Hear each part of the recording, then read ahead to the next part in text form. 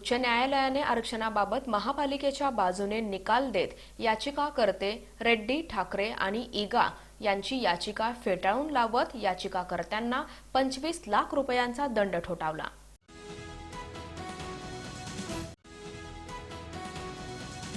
शहराचा विकास आराखडा करताना सोलापूर महानगरपालिकेनं रामरेड्डी, शरद ठाकरे आणि स्मृती फोटो केमचे पुरुषोत्तम ईगा यांच्या जागेवर फायर ब्रिगेड, क्रीडांगण, उद्यान आणि महापालिका शॉपिंग सेंटर आदींचं आरक्षण टाकलं होतं। मात्र सदर आरक्षणाची जागा महापालिकेनं वेळेत भूसंपादन केलं नाही।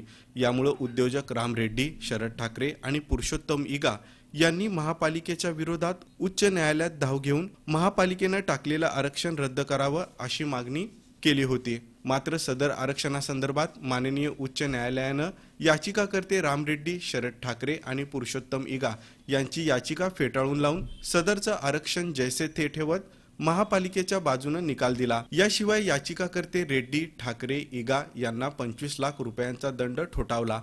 सदरचा हा निकाल माननीय उच्च न्यायालयानं मंगळवारी दिला। 2021 साली महापालिकेच्या विरोधात याचिकाकर्ते उच्च न्यायालयात गेले होते। अखेर उच्च न्यायालयानं महापालिकेच्या बाजूने निकाल दिला। महापालिकेच्या वतीनं ॲडव्होकेट गीता शास्त्री यांनी काम पाहिलं, तर नगररचना कार्यालय आणि विधी विभागानं आरक्षणाच्या अनुषंगानं संपूर्ण माहिती दिली।